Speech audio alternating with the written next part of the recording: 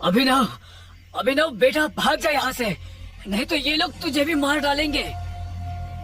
अभिनव के पिता संजय ने दर्द में कराहते हुए अपने 5 साल के बेटे अभिनव से कहा।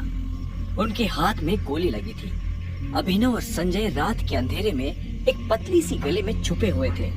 बाहर सड़क पर उनकी गाड़ी खड़ी थी और उसी गाड़ी के पास खड़े थे वो लोग जिन्होंने संजय को गोली मारी थी। नहीं पापा, मैं आपको छोड़कर कहीं नहीं जाऊंगा। जिद मत कर टाइगर, मैं अपनी जिंदगी जी चुका हूँ, लेकिन तुझे अभी बहुत कुछ देखना है, बहुत कुछ संभालना है। अब जा जा, संजय ने कहा और अपनी उंगली में से एक सोने की अंगूठी निकालकर अभिनव को थमा दी। उस पर टी गुदा हुआ था। संजय ने अभिनव के माथे को चूमा और अपनी बंदूक लेकर उन लोगों का सामना करने के लिए गली से बाहर निकल गए। घबराया हुआ अभिनव अपने पिता को छुपकर देख रहा था। संजय जैसे अपनी गाड़ी के पास पहुँचे तो एक आदमी ने संजय पर बंदूक तान दी। संजय पर 3 गोलियां दाग दी गई थी। टूटती सांसों के बीच संजय ने अभिनव को देखा और कहा, इस कमीने का चेहरा याद रखना टाइगर। और संजय जमीन पर ढेर हो गया। पापा! अभिनव चिल्लाया और अचानक उसकी नींद खुल गई। पसीने में तरबतर अभिनव अपने बिस्तर पर उठकर बैठ गया और गहरी सांसें लेने लगा। 18 साल। पिछले 18 सालों से ये सपना इसी तरह से अभिनव को परेशान कर रहा था। अभिनव ने पहले अपनी उंगली में पहनी उस अंगूठी को देखा और फिर बाथरूम की तरफ बढ़ने लगा। अभिनव गुड़गांव में रहता था और डिलीवरी बॉय का काम करता था।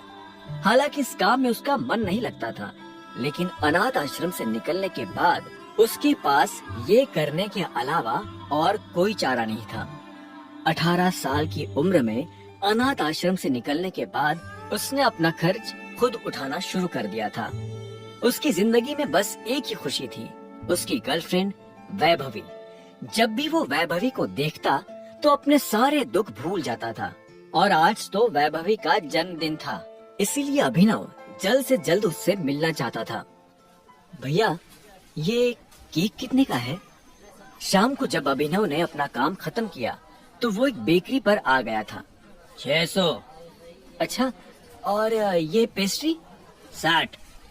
ठीक है, एक पेस्ट्री पैक कर दो, अभिनव ने दुकानदार से कहा। असल में अभिनव और वैभवी ने यह तय किया था कि वो पाई पाई जोड़कर अपने लिए किराए का एक बड़ा घर लेंगे और इसलिए वो पैसे वेस्ट नहीं करना चाहते थे। पेस्ट्री लेकर अभिनव खुशी खुशी वहाँ से निकल गया। कुछ देर के बाद जब वो वैभवी के कमरे के बाहर पहुँचा तो उसने पाया वहाँ काफी रंगीन लाइट चल रही थी और वहाँ से तेज म्यूजिक की आवाज आ रही थी। अभिनव हड़बड़ाते हुए ऊपर पहुँचा और घंटी बजा दी। वैभवी ने कमरे का दरवाजा खोला। अभिनव ने जैसे ही वैभवी को देखा तो उसके होश उड़ गए। उसने पूछा, ये सब क्या है? वैभवी ने महंगा सा वन पीस पहना हुआ था और उसके सिर पर एक छोटा सा ताज था। कमरा चारों तरफ से सजा हुआ था। टेबल पर एक बड़ा सा केक, शराब और खाना रखा हुआ था। वहाँ बहुत सारे मेहमान आए हुए थे। ये कौन है वैभवी? देख नहीं रही? ये डिलीवरी बॉय है। पर हम ऑलरेडी केक लाए तो थे, फिर तूने पेस्ट्री क्यों मंगवाई? अरे तुम गलत समझ रही हो, ये तो वो डिलीवरी बॉय है जिसको वैभवी डेट कर रही थी। माय गॉड, एक डिलीवरी बॉय को डेट? वैभवी, तेरा स्टैंडर्ड इतना कैसे गिर गया? अभिनव को ये सुनकर बुरा लगा, लेकिन इससे पहले कि वो कुछ कहता, इतने में पीछे से आवाज आई, हैप्पी बर्थडे वैभवी। अभिनव ने पलटकर देखा तो पाया कि वहाँ देवेन सूट बूट में खड़ा था। अभिनव देवेन को अच्छी तरह से जानता था। वो एक बड़े बाप का लड़का था और हर वक्त वैभवी के आसपास मंडराता रहता था। इस बात से अभिनव चिढ़ता था और जब आज के दिन देवेन यहाँ आया तो अभिनव का दिमाग खराब हो गया। उसके हाथ में एक बड़ा सा गिफ्ट था। उसके आगे अभिनव के हाथ में लटकती पेस्ट्री की थैली कुछ भी नहीं लग रही थी। हैप्पी बर्थडे डार्लिंग, देवेन ने कहा और अभिनव को बगल करके वो वैभवी के पास आ गया। उसने वैभवी को गिफ्ट दिया और उसे कसकर गले लगा लिया। ये देख अभिनव जल भून उठा। इतने में वैभवी ने कहा, दोस्तों तुम्हें मेरे स्टैंडर्ड पर डाउट है ना? अब मैं तुम्हें बताती हूँ कि मेरा स्टैंडर्ड क्या है। वैभवी ने इतना कहा और देवेन का हाथ पकड़ लिया। इसके बाद वैभवी उसे देखते हुए बोली, मैं तुमसे ब्रेकअप कर रही हूँ अभिनव। क्या? और क्या?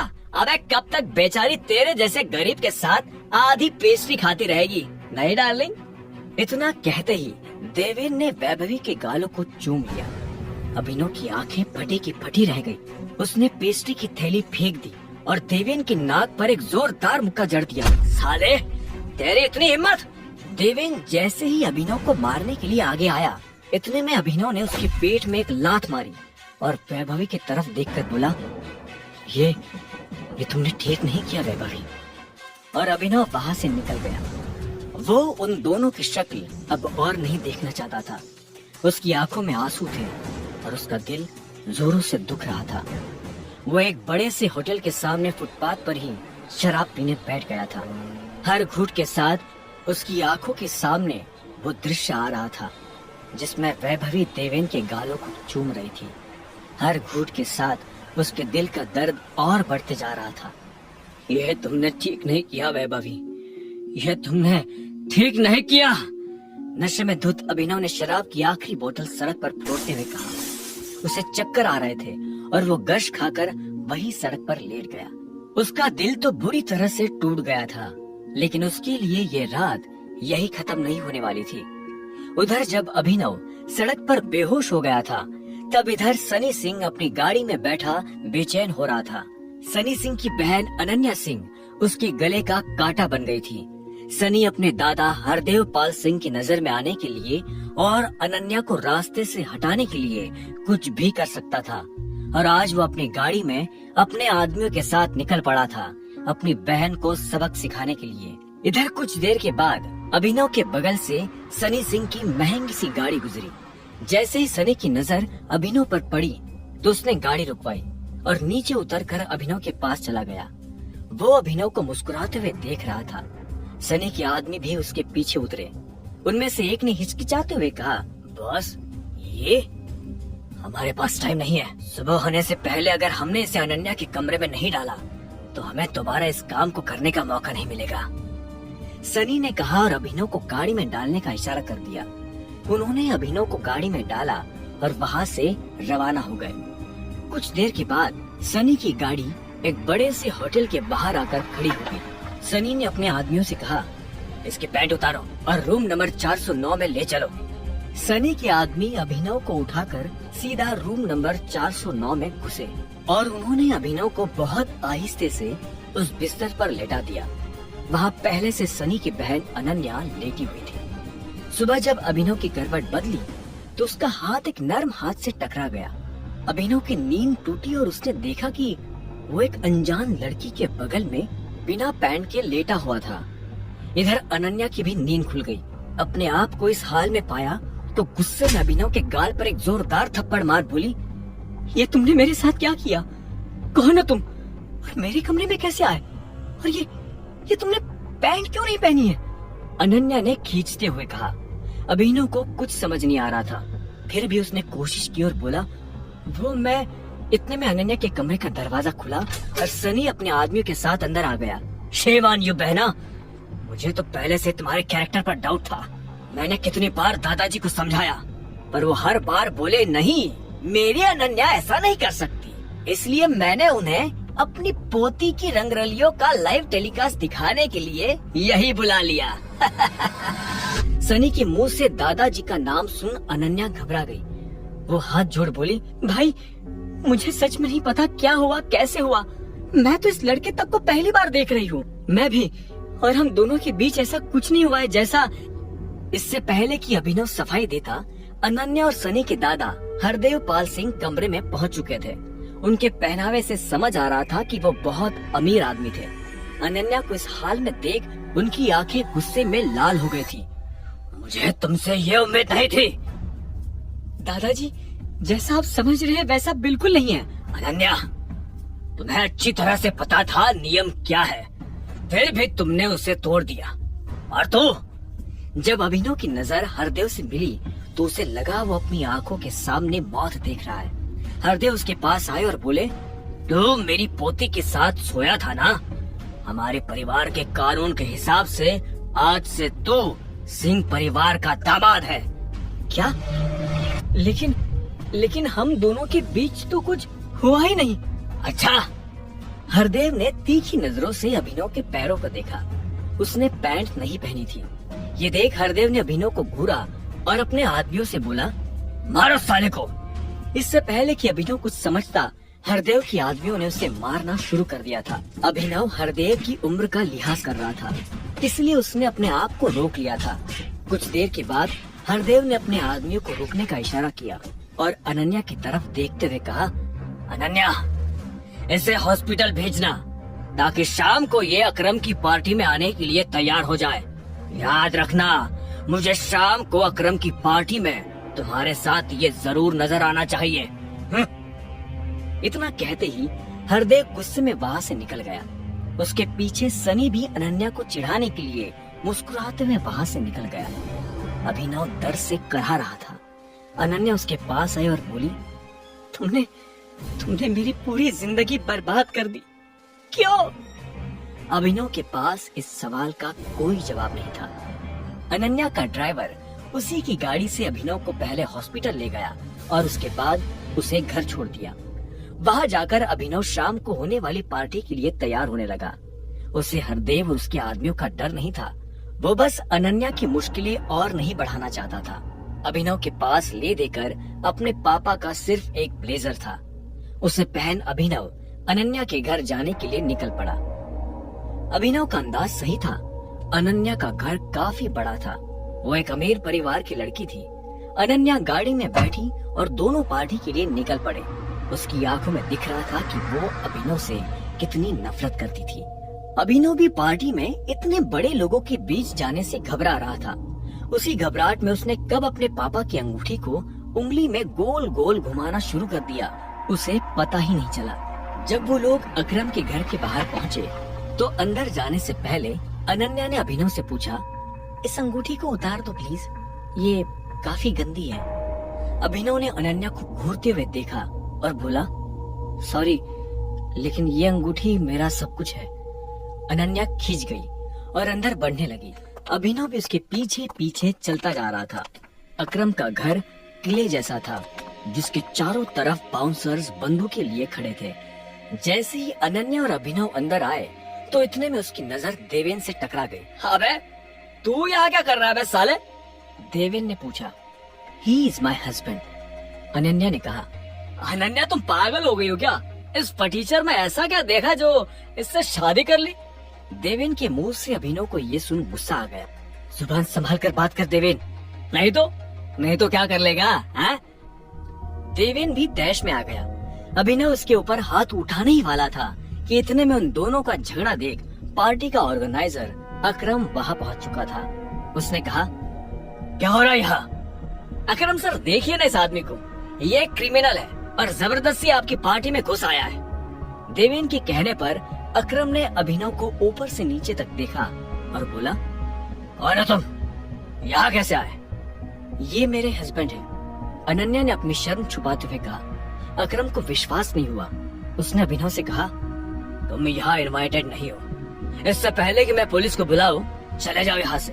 अभिनव ने देवेन को गुस्से में देखा, अपना हाथ नीचे किया और वहाँ से निकलने लगा। देवेन भी उसे जाता देख मुस्कुराया और बोला, थैंक यू अकरम सर। और अनन्या, तुम भी इससे दूर रहना, साला गरीब। इतने में अकरम ने कहा, एक मिनट रुको। अभिनव रुका और पलटकर अकरम को देखने लगा। अकरम अभिनव के पास आकर उसकी अंगूठी को देखने लगा और बोला, क्या मैं तुमसे 2 मिनट बात कर सकता हूँ अकेले में? मुझसे? हाँ, आओ मेरे साथ, अकरम ने कहा और अभिनव का हाथ पकड़कर उसे अपने साथ अंदर ले जाने लगा। अनन्या, देवेन, सनी और पार्टी में मौजूद बाकी लोग ये देख हैरान हो गए थे। कुछ देर के बाद जब वो अकरम के कमरे में पहुँचे तो अकरम ने दरवाजा बंद किया और अभिनव के पास आकर बोला, क्या मैं तुम्हारी ये अंगूठी देख सकता हूँ? क्यों? चिंता मत करो, मैं इसे मांग नहीं रहा, बस मुझे कुछ देखना है, प्लीज। अभिनव उसकी बात सुन हिचकिचाया। और आखिर में अंगूठी उतार कर उसे दे दी। अकरम ने उसे उलट पलट कर देखा। उस अंगूठी के अंदरूनी भाग में टी लिखा हुआ था। उसे पढ़ते ही अकरम के दिल की धड़कनें तेज हो गई और उसने अभिनव के पैरों में गिरते हुए कहा, टाइगर। अभिनव ने अकरम के मुंह से ये शब्द सुना तो वो हैरान हो गया। उसे अचानक से अपने पिता के वो आखिरी शब्द याद आ गए जो उन्होंने अभिनव से विदा लेते हुए कहे थे। लेकिन अभिनव हैरान था। उसे समझ नहीं आ रहा था कि अकरम ये सब कैसे जानता था। इससे पहले कि वो कुछ कहता, अकरम ने कहा, आखिरकार हमने तुम्हें ढूंढ लिया टाइगर। टाइगर? हाँ, मैं पिछले 18 सालों से तुम्हें ढूंढ रहा हूँ। तुम हमारे टाइगर हो टाइगर, हमारे इस हजारों करोड़ के बिजनेस एम्पायर के वारिस, जिसे हम तीनों दोस्तों ने मिलकर खड़ा किया था। मैं, तुम्हारे पापा संजय गढ़वाल और राणा अग्निहोत्री। इतना कहते ही अकरम ने दीवार पर टंगी एक तस्वीर की तरफ इशारा कर दिया जिसमें संजय, अकरम और राणा तीनों मौजूद थे। राणा को देख अभिनव को झटका लगा। उस रात अभिनव के पिता पर जिस आदमी ने गोली चलाई थी वो राणा था। अभिनव की आंखें गुस्से से लाल हो गई। ये देख अकरम ने पूछा, क्या हुआ? तुम इतने गुस्से में क्यों हो? नहीं, मैं ठीक हूँ। आपको मुझसे कुछ बात करनी थी ना? हाँ, मैं तुम्हें हमारी कंपनी द माफिया किंग के बारे में कुछ बताने वाला था।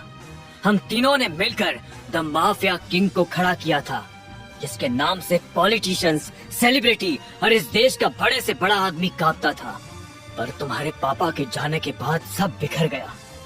इस बीच हमारे कुछ दुश्मन भी खड़े हो गए हैं। उनमें से सबसे बड़ा दुश्मन है दिग्पाल चिंगावत। वो सालों से तुम्हें ढूंढ रहा है। वो तुम्हें मारकर हमारा नामो निशान मिटा देना चाहता है। फिलहाल द माफिया किंग का सारा काम राणा का बेटा मोंटी संभाल रहा है, लेकिन अब से कंपनी की भागदौड़ तुम्हारे हाथ में होगी। अपने पिता के काम को अब तुम्हें ही आगे बढ़ाना है टाइगर। ये सुनते ही अभिनव के कान खड़े हो गए थे। कल तक उसकी जेब में 100 रुपए भी नहीं थे और आज अचानक वो हजारों करोड़ की कंपनी का मालिक हो गया था। अब आगे क्या होने वाला था? क्या अभिनव अपने पिता का बदला ले पाएगा? कैसे एक डिलीवरी बॉय संभालेगा अपने पिता की हजारों करोड़ की कंपनी द माफिया किंग? जानने के लिए सुनते रहिए द रिटर्न ऑफ टाइगर, सिर्फ पॉकेट एफएम पर। अभिनव की जिंदगी रातों रात पलट चुकी थी। उसके साथ जो हुआ उस पर उसे अभी तक यकीन नहीं हो रहा था। उसके हाथ में अपने पिता की तस्वीर थी, लेकिन उस तस्वीर में वो गुस्से से भरी आंखों से राणा को देख रहा था। अगर उसका बस चलता तो वो अभी के अभी राणा का सिर काटकर अपने पिता की मौत का बदला ले लेता। जब अकरम ने अभिनव को इस हाल में देखा तो बोला, मैं तुमसे पूछना ही भूल गया, तुम इतने सालों तक कहाँ थे? अभिनव ने अपनी दर्द और गुस्से भरी आंखों से अकरम को देखा और बोला, पापा के जाने के बाद मेरी परवरिश एक अनाथ आश्रम में हुई। कुछ सालों बाद मैं वहाँ से बाहर निकला और काम करने लगा ताकि अपनी पढ़ाई का खर्च उठा सकूं। लेकिन आप लोग इस दौरान मुझे ढूंढने क्यों नहीं आए? अकरम ने ये सुन अपनी पलक झपकाई और कहा, ऐसा नहीं था कि हमने तुम्हें ढूंढा नहीं, लेकिन संजय के जाने के बाद माफिया वर्ल्ड में अफरा तफरी मच गई थी। हम उसे भी संभाल रहे थे और तुम्हें भी ढूंढ रहे थे। और इस सब के बीच वक्त के साथ तुम्हारा चेहरा बदलता जा रहा था, इसलिए तुम्हें ढूंढ पाना बहुत मुश्किल हो गया था। खैर, अब तुम आ गए हो तो मोंटी और बाकी लोग तुम्हें देखकर खुश हो जाएंगे। मोंटी का नाम सुनते ही अभिनव को गुस्सा आ गया था। मोंटी एक गद्दार का बेटा था। अभिनव ना तो उस गद्दार के बेटे से मिलना चाहता था और ना ही बात करना चाहता था। अभिनव ने कहा, लेकिन मुझे तो कभी मेरे पापा ने इस माफिया ग्रुप के बारे में नहीं बताया। अगर ऐसा कुछ था तो वो मुझे पहले ही बता सकते थे ना। तब तुम बहुत छोटे थे, शायद वो तुम्हें सब चीजों से दूर रखना चाहते थे। लेकिन मेरा यकीन करो, हम सच में तुम्हें ढूंढ रहे थे।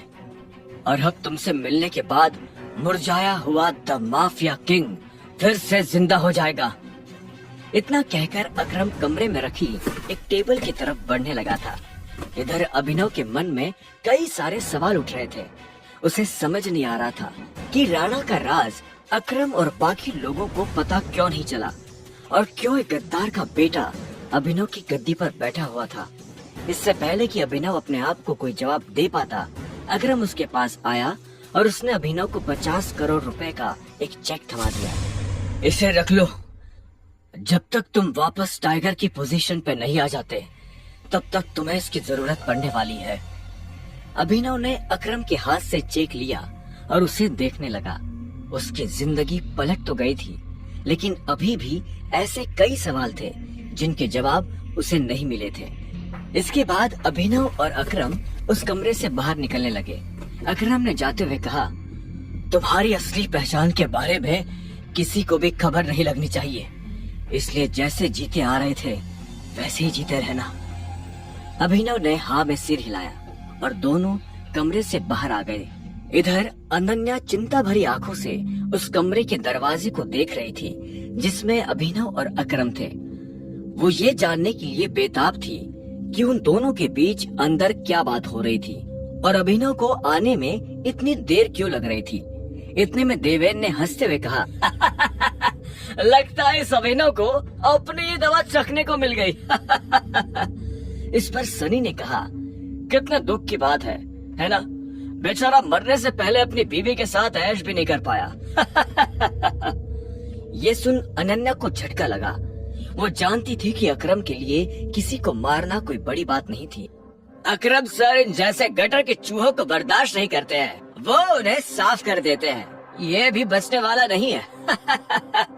देवेन ने कहा, हाँ बेचारा सच में शादी करके मर गया। सनी ने कहा और दोनों जोर जोर से हंसने लगे। अनन्या को ये सुनकर बुरा लगा। कोई इंसान किसी दूसरे इंसान की मौत पर खुश कैसे हो सकता था? उसने कहा, प्लीज उसके बारे में इस तरह की बातें मत करो। इस पर देवेन ने कहा, तो और क्या करे, जिसके जैसे लक्षण होंगे उसके बारे में वैसे ही तो बातें होगी। देवेन यार, वो सही कह रही है, ठीक है ना अनन्या? हम उसके बारे में ऐसी बातें नहीं करेंगे। वैसे भी मेरे दादाजी कहते हैं, मरे हुए लोगों के बारे में गलत बात नहीं करनी चाहिए। सनी ने इतना कहा और फिर से दोनों ठहाके मारकर हंसने लगे। इससे पहले कि अनन्या कुछ कहती, कमरे का दरवाजा खुल गया। अकरम अभिनव को लेकर बाहर आ रहा था। अभिनव के बदन पर एक छोटी सी खरोच भी नजर नहीं आ रही थी। जब देवेन और सनी ने ये देखा तो उनका मुंह हैरानी के मारे खुला का खुला रह गया। देवेन ने कहा, इसे देखकर तो लग रहा है कि अकरम सर ने इसे हाथ तक नहीं लगाया। कमाल है, दोनों इतनी देर से कमरे में थे, कम से कम इतने टाइम में इसकी नाक तो टूट ही जानी चाहिए थी। सनी ने कहा, आओ। अकरम ने अभिनव से कहा और उस सबके साथ पार्टी हॉल में सबके सामने ले आया। अकरम के चेहरे पर खुशी देख सब ताज्जुब कर रहे थे। ये अभिनव है, मेरे एक पुराने दोस्त, सॉरी, ये मेरे पुराने ड्राइवर का बेटा है। अकरम ने जैसे ही अभिनव का सबसे परिचय करवाया तो देवेन और सनी खुश हो गए, लेकिन अनन्या को ये सुनकर झटका लगा। एंजॉय द पार्टी, इतने में अकरम ने कहा और अभिनव को अकेला छोड़ बाकी लोगों से मिलने के लिए निकल गया। देवेन और सनी को अभी तक समझ नहीं आ रहा था कि अकरम अभिनव को इतना भाव क्यों दे रहा था। अभिनव को इस बात से कोई लेना देना नहीं था कि सनी और देवेन उसके बारे में क्या सोच रहे थे। उसकी आंखों के सामने बस रह रहकर अपने पिता की शक्ल आ रही थी। उसे वो रात याद आ रही थी जिस रात को राणा ने संजय को गोली मारी थी। अभिनव को ये भी याद आया कि उसे खुद भी गोली लगी थी, लेकिन उसकी किस्मत अच्छी होने की वजह से वो बच गया था। उधर जब अनन्या ने देखा कि अभिनव ठीक है तो वो अभिनव के पास आई और बोली, मुझे नहीं लग रहा था कि तुम अपने पैरों पर बाहर आ पाओगे। अच्छा, तुम्हें मेरी इतनी चिंता हो रही थी? रत्ती भर भी नहीं, लेकिन तुम्हें अपनी चिंता होनी चाहिए। अगर जिंदा रहना चाहते हो तो जरा बचकर रहो, अनन्या ने कहा। इतने में सनी और देवेन भी अभिनव के पास आकर खड़े हो गए। अकरम सर ने तुझसे अंदर क्या बात की? देवेन ने पूछा। अभिनव ने उसे घूरते हुए देखा और कहा, उन्होंने कहा कि अगर देवेन जैसा गधा तुमसे ये सवाल करे तो उसका जवाब मत देना। और अभिनव हंसते हुए वहाँ से आगे निकल गया। हरामखोर, देवेन ने उसे गाली दी, लेकिन अभिनव पर उसका कोई असर नहीं हुआ। उसके दिमाग में इस वक्त पहले से ही कई जरूरी चीजें घूम रही थी। इसके बाद पूरी पार्टी के दौरान अनन्या ने अभिनव से कोई बात नहीं की। वो दोनों अनन्या की गाड़ी में बैठ गए। अभिनव ने ड्राइवर से कहा, मेरा घर यहाँ से पास है, पहले आप वहाँ लेना। ये सुनते ही अनन्या झेपते हुए बोली, तुम ये सोच भी मत लेना कि मैं तुम्हारे साथ तुम्हारे घर में रहने आ रही हूँ। अगर तुम्हारी खुद की हालत ऐसी है तो तुम्हारे घर की हालत कैसी होगी? मैं तुम्हारा पति हूँ, तुम मेरे घर में नहीं रहोगी तो किसके घर में रहोगी? अभिनव ने उसे छेड़ते हुए कहा, अपने ये 2 कौड़ी का लॉजिक अपनी जेब में डालो और मुझे ये बताओ कि कल तुम मेरे बिस्तर में कैसे आए? यही सवाल तो मैं भी तुमसे पूछना चाहता हूँ। अच्छी बात है, लेकिन मैं तुम्हारे साथ तुम्हारे घर नहीं आ रही हूँ, मैं अपने घर जा रही हूँ। और अगर इन फ्यूचर मुझे मजबूरी में तुम्हारे साथ रहना पड़ा तो भी मैं तुम्हारे साथ नहीं, तुम मेरे साथ रहोगे, मेरे घर में, मेरे बाकी नौकरों की तरह, अनन्या ने कहा और सामने देखने लगी। कुछ देर के बाद अनन्या का घर आ गया था। वो नीचे उतरी और जोर से दरवाजा लगाकर घर के अंदर चली गई। अभिनव ने पहले उसे देखा और फिर अपनी उंगली में पहनी हुई उस अंगूठी को देखने लगा। अगर आज वो अंगूठी नहीं होती तो पता नहीं उसके साथ क्या होता। अनन्या को छोड़ने के बाद अभिनव अपने घर आ गया था। अगली सुबह जब अभिनव का अलार्म बजा तब वो फिर से वही सपना देख रहा था। अलार्म की आवाज सुन वो झटके से उठा और अपने बिस्तर पर बैठ गया। उसने उठते ही मन सबसे पहले अकरम को धन्यवाद दिया, जिसने उसके पिता की कंपनी को इतने सालों बाद भी जिंदा रखा। लेकिन साथ ही उसे अपने पिता को खोने का मलाल भी था। इसी ख्याल के साथ अभिनव बिस्तर से उठा और अपने काम पर जाने के लिए तैयार होने लगा। अकरम के हिसाब से उसकी डिलीवरी बॉय की जॉब उसे अपनी पहचान छुपाने में काफी मदद कर सकती थी। अभिनव ने अपनी जेब में अकरम का दिया हुआ चेक डाला और घर से निकल गया। 1 घंटे के बाद जब वो अपनी बाइक से ऑफिस आया और कॉरिडोर में चलने लगा तो उसके पीछे से आवाज आई, ए डिलीवरी बॉय। यह आवाज उसके साथ काम करने वाले हरीश की थी। हरीश उसे चिढ़ाने की कोशिश कर रहा था। उसे ऑफिस में अपना काम करने की नहीं, अभिनव को चिढ़ाने की तनख्वाह मिलती थी। हरीश उससे ज्यादा पैसे कमाता था, इसलिए वो अभिनव को हीन भावना से देखता था। अभिनव ने कहा, कुछ काम है, मुझे देर हो रही है। बॉस तुझे बुला रहे हैं और कल बिना बताए कहाँ चला गया था तू? हाँ? अपने बाप की बारात में? ये सुन अभिनव की नसें गुस्से में फटने को आई थी। वो चाहता तो अभी हरीश के सारे दांत एक मुक्के में अलग कर सकता था, लेकिन उसने अपने आप को शांत किया और उसकी बात का जवाब दिए बिना अपने बॉस के कैबिन की तरफ बढ़ने लगा। Good morning sir. अभिनव ने कैबिन के दरवाजे में से थोड़ा सा झांकते हुए कहा। सामने बैठे उसके मोटे से बॉस ने उसे चिड़ी हुई नजरों से देखा और फिर अंदर आने का इशारा कर कहा, ऐसा क्या गुड है इस मॉर्निंग में? अभिनव के पास इस सवाल का कोई जवाब नहीं था। ऐसे में उसके बॉस ने आगे कहा, तू कल बिना बताए एब्सेंट कैसे हो गया? है? अभिनव के पास इस बात का भी कोई जवाब नहीं था। वो चाहता तो अपने बॉस को कोई बहाना बनाकर टाल सकता था, लेकिन अभिनव झूठ नहीं बोलना चाहता था। ऐसे में उसके बॉस ने फिर से कहा, तुझे पता है कि कल कितनी सारी डिलीवरीज थी? तेरी वजह से हमें कितना नुकसान हुआ इसका अंदाजा भी है तुझे? पर सर, मुझे महीने में 1 कैजुअल लीव तो मिलती है ना। तो फिर शट अप। काम तुझसे होता नहीं, बस बहस करने आ जाता है। ये कंपनी क्या तेरे बाप की है? ये सुनते ही अभिनव का पारा गर्म हो गया। उसने गुस्से में अपनी मुट्ठी भींच ली और घूरते हुए अपने बॉस को देखने लगा। घूर क्या रहा है? अपना सामान बांध और चुपचाप निकल यहाँ से। You are fired. अभिनव को ये सुनकर झटका नहीं लगा।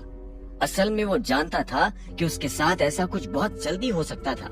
उसका बॉस और देवेन एक दूसरे को बहुत अच्छी तरह से जानते थे।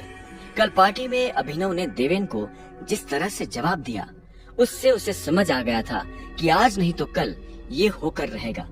ऐसे में अभिनव ने बॉस से कहा, ठीक है सर, मैं जा रहा हूँ। इस महीने मैंने जो भी काम किया उसकी सैलरी दे दीजिए। कल जो तेरी वजह से हमारा नुकसान हुआ, अगर मैं उसकी भरपाई तेरी सैलरी से भी करूँ तो भी तुझे 10,000 रुपए अपनी जेब से देने पड़ेंगे।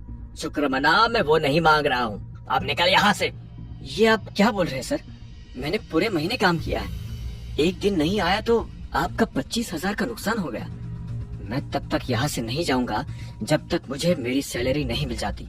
अच्छा रुक, अभी देता हूँ तुझे तेरी सैलरी, उसके बॉस ने कहा और टेबल पर रखी घंटी बजा दी। अगले ही पल कमरे का दरवाजा खुला और 4 बाउंसर अंदर घुस आए। उठाकर पटक आओ बाहर साले को। बॉस के मुंह से ये सुनते ही वो चारों अभिनव पर धावा बोलने के लिए टूट पड़े, लेकिन इससे पहले उनमें से कोई अभिनव पर हमला कर पाता, अभिनव ने उन्हें पटकनी दे दी थी। उसने किसी का हाथ तोड़ा तो किसी का पाँव, किसी के पेट में मुक्का मारा तो किसी की पीठ पर लात। देखते ही देखते बॉस के सारे आदमी ढेर हो गए थे। बॉस ये देख भौचक्का रह गया था। अभिनव अब सीधा बॉस के पास आया और उसकी गर्दन पकड़कर बोला, सैलरी। बॉस ने घबराहट में अपने ड्रॉअर में से चेक निकाला और उस पर अमाउंट भरकर कांपते हुए हाथों से अभिनव को थमा दिया। अभिनव ने चेक देखा और बॉस की गर्दन छोड़ वहाँ से बाहर निकलने लगा। इससे पहले कि वो बाहर आता, उसने बॉस की आंखों में देखा और बोला, एक बात याद रखना, आज के बाद अगर किसी के बाप पर गया तो गर्दन तेरी होगी और पंजा मेरा। ये सुन बॉस के होश उड़ गए थे। उसे पता था कि अभिनव एक गुस्सैल आदमी है, लेकिन उसने कभी उसका गुस्सा देखा नहीं था। इधर अभिनव भी जब ऑफिस से बाहर आया तो उसे एक अनजान नंबर से फोन आया। अभिनव ने फोन उठाया और बोला, हेलो टाइगर, अकरम। हाँ कहिए। टाइगर, मुझे तुम्हें किसी से मिलवाना है। वो हमारे माफिया वर्ल्ड का एक बहुत बड़ा नाम है और साथ ही तुम्हारे पापा और मेरा जिगरी यार बलराज। मैं चाहता हूँ बलराज को पता चल जाए कि टाइगर लौट आया है, इसलिए शाम को डिनर के लिए होटल सफायर में पहुँच जाना। मैं तुम्हें एड्रेस भेज रहा हूँ। अकरम के मुंह से बलराज का नाम सुनते ही अभिनव के बदन में झुरझुरी सी दौड़ गई थी। उसने बलराज का नाम पहले भी सुना था। इस शहर में बलराज का नाम बच्चा बच्चा जानता था और हर बड़ा आदमी उसके नाम से थर थर कांपता था। ऐसे में अभिनव को भी उससे मिलने में घबराहट हो रही थी। जिस बलराज से वो घबरा रहा था, असल में वो उसी का बॉस होने वाला था। पर क्या वो बलराज का बॉस बन पाता? क्या वो अपने पिता के दोस्त को अपना दोस्त बना पाता? जानने के लिए सुनते रहिए द रिटर्न ऑफ टाइगर, सिर्फ पॉकेट एफएम पर। आपको सच में लगता है कि मुझे बलराज जी से मिलना चाहिए? अभिनव ने अकरम से पूछा। वो अभी तक बलराज के नाम से कांप रहा था। अकरम भी उसकी घबराहट समझ गया था। ऐसे में उसने हंसते हुए कहा, बलराज जी नहीं, सिर्फ बलराज। तुम टाइगर हो यार, और जंगल के सारे जानवर टाइगर के नाम के आगे जी लगाते हैं, लेकिन टाइगर किसी के नाम के आगे जी नहीं लगाता। चलो मिलते हैं शाम को। इतना कहकर अकरम ने फोन रखा और अगले ही पल अभिनव को एड्रेस भेज दिया। अकरम के मुंह से ये बात सुनते ही अभिनव का कॉन्फिडेंस बढ़ गया था। वो अब उस टाइगर जैसा महसूस कर रहा था जो जू से निकलकर जंगल में आ गया हो। अभिनव अपने पुराने ऑफिस से निकलने के बाद अपने घर आ गया था और आराम कर रहा था। वो इतने आराम से अपने बिस्तर पर आखिरी बार कब लेटा था उसे याद ही नहीं था।